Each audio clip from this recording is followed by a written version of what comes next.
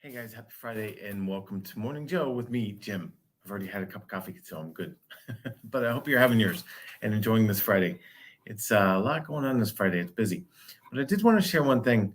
I saw this and I've been hearing this from a number of people, really. Let's see, which one do I share?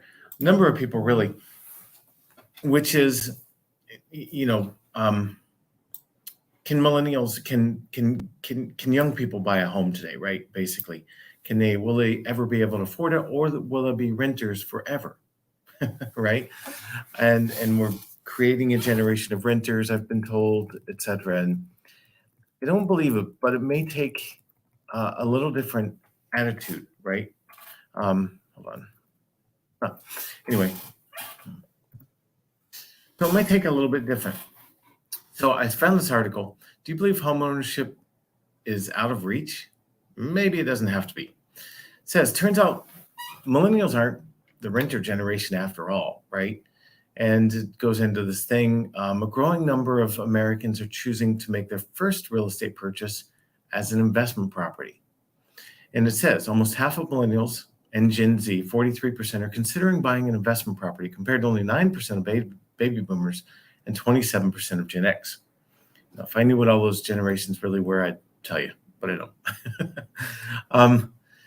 So in a way, it says they can buy a home, they can rent in their downtown neighborhood where they're close to everything, they know everyone, they're comfortable, where they couldn't afford to buy a home, but then buy a home as a rental, further out, a little further out, and get cash flow and have an asset that's appreciating in value, right? So you're adding cash flow, plus you're adding an asset that's appreciating in value.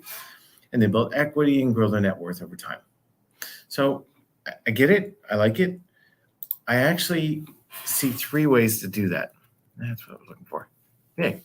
So one is that you continue renting, living where you are. You're comfortable, like downtown Charleston. A lot of people love being right there in the heart of everything, right? And I don't blame them. It's great. Can you afford downtown? Maybe not. So buy the investment property outside. The other way to do that, though, is to kind of house hack, right? You buy a house and you're like, yeah, it's tight, whatever. Get a roommate and house hack. So you own this asset, but you have one or more people paying rent to you as well. And the third way, so number one is rent where you are, buy elsewhere where you can afford it. Number two is buy where you can kind of get into it, but house hack and have a couple of roommates.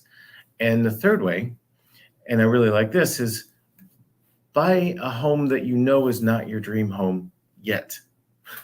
And something that's comfortable, safe, clean, etc., that you would want to live in for a year or 2 years or 3 years, to build some equity, keep building up some savings on the side, and then maybe convert that, instead of selling it and reaping the equity for the next home, maybe convert that to a rental property and just have a renter take over and sign a lease while you buy the step up home.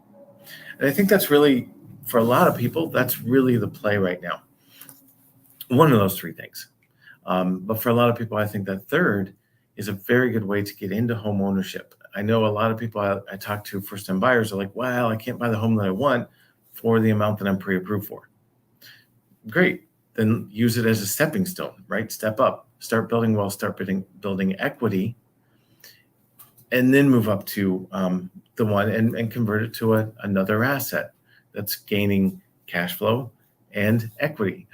So it's a way to get into it. If I can help you get a pre-approval for an investment property or your primary residence today, we're here working on a Friday. Awesome.